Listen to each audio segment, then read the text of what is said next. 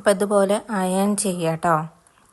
Iron ചെയ്താൽ അതിൻ്റെ ഓരോ വരകളും നമുക്ക് കറക്റ്റായിട്ട് അടയാളപ്പെടുത്തിയെടുക്കാൻ പറ്റും. അപ്പോൾ മാർക്ക് ചെയ്തെടുക്കാൻ വേണ്ടിയിട്ട് എളുപ്പത്തിന് വേണ്ടിയിട്ടാണ് അതിങ്ങനെ ഫോൾഡ് ചെയ്തിട്ട് നമ്മൾ അയൺ ചെയ്തെടുക്കുന്നത്. അതിന് ശേഷം ഇതുപോലെ ഓപ്പൺ ചെയ്ത് വെക്കുക. എന്നിട്ട് അതിൻ്റെ ആ റൗണ്ട് ഷേപ്പിൻ്റെ ആ ഭാഗത്ത് നിന്ന് അവിടെ നിന്ന് ഒരു 2.5 ഇഞ്ച് ആദ്യം അടയാളപ്പെടുത്തുക. 2.5 ഇഞ്ച് അടയാളപ്പെടുത്തുക. പിന്നെ ഒരു 1.5 ഇഞ്ച് 1 ഇഞ്ച് അവിടെ നമുക്ക് അതിൻ്റെ ത്രെഡ് ഇട്ട് കൊടുക്കാൻ വേണ്ടിയിട്ടാണ് 1 ഇഞ്ച് അടയാളപ്പെടുത്തിയെടുക്കുക. അപ്പോൾ മേലത്തെ പോർഷന് 1.5 ഇഞ്ചും രണ്ടാമത്തെ പോർഷന് 1 ഇഞ്ചുമായിട്ടാണ് വരിക. അങ്ങനെ മൊത്തം 2.5 ഇഞ്ചായിട്ടാണ് നമ്മൾ അടയാളപ്പെടുത്തിയെടുക്കേണ്ടത്. അങ്ങനെ ഈ ഒരു ഭാഗം മൊത്തത്തിൽ നമ്മൾ അങ്ങനെ അടയാളപ്പെടുത്തിയെടുക്കുക.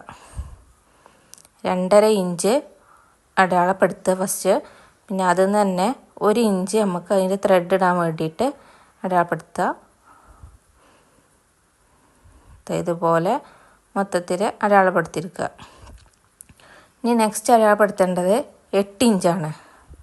അപ്പോൾ ഈ 2.5 ഇഞ്ചിൻ അടയാളപ്പെടുത്തിയതിൻ്റെ അവിടെ നിന്ന് അങ്ങോട്ട് താഴേക്ക് 8 ഇഞ്ച് നമ്മൾ അടയാളപ്പെടുത്തിയെടുക്കുക. ഇതുപോലെ 8 ഇഞ്ച് അടയാളപ്പെടുത്തുക.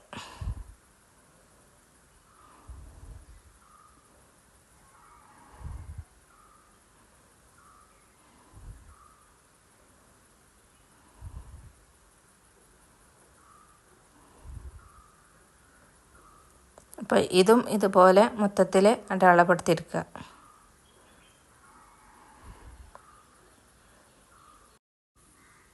ഇനി നമ്മൾ അയൺ ചെയ്ത് വെച്ചില്ലായിരുന്നോ, അപ്പോൾ അതേ അടയാളത്തിൽ നമ്മളത് സ്കെയിൽ വെച്ചിട്ട് ആ 8 ഇഞ്ചിൻ്റെ ഭാഗത്ത് മാത്രം അടയാളപ്പെടുത്തിയെടുക്കുക. അപ്പോൾ നമുക്ക് 4 ഇതുപോലെ ഈ ഒരു പോർഷനിൽ 4 വരായിട്ട് കിട്ടും. ഇതുപോലെ ഓരോ കള്ളികളായിട്ടാണ് കിട്ടുക. ഈ 8 ഇഞ്ചിൻ്റെ ഭാഗത്ത് മാത്രമാണ് ഇങ്ങനെ അടയാളപ്പെടുത്തിയെടുക്കേണ്ടത് കേട്ടോ.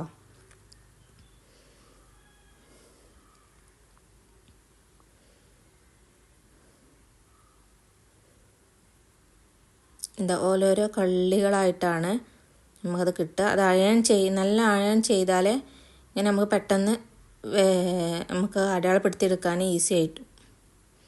ഇനി അതിൻ്റെ ആ സെൻറ്റർ ഭാഗത്ത് നിന്ന് നമ്മളെ ബെഡിൻ്റെ പോർഷൻ വരുന്നത് 15 ഇഞ്ചാണ്.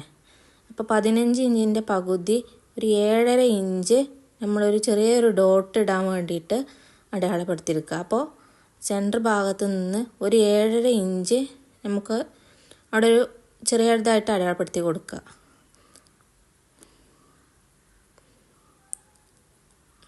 അങ്ങനെ ഈ ഒരു 3 ഭാഗത്തായിട്ടാണ് അടയാളപ്പെടുത്തിയെടുക്കേണ്ടത് കേട്ടോ.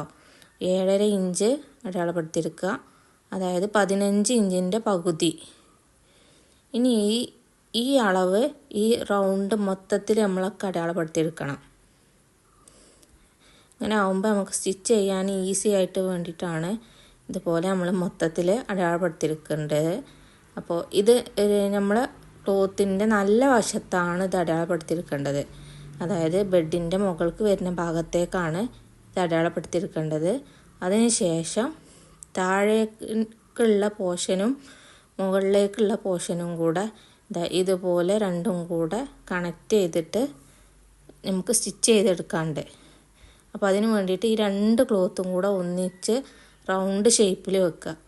അപ്പോൾ നമ്മൾ സ്റ്റിച്ച് ചെയ്ത ഭാഗങ്ങളൊക്കെ ഉള്ളിലേക്ക് പോണ രീതിക്ക് വേണം നമുക്ക് 2 സൈഡും നല്ല വശം കിട്ടണ പുറത്തേക്ക് വരുന്ന രീതിക്ക് നമുക്ക് ആ ക്ലോത്ത് രണ്ടും സ്റ്റിച്ച് ചെയ്തെടുക്കണം. അപ്പോൾ ഇതിന് ക്ലോത്ത് രണ്ടും അറ്റാച്ച് ചെയ്ത് വെക്കുക.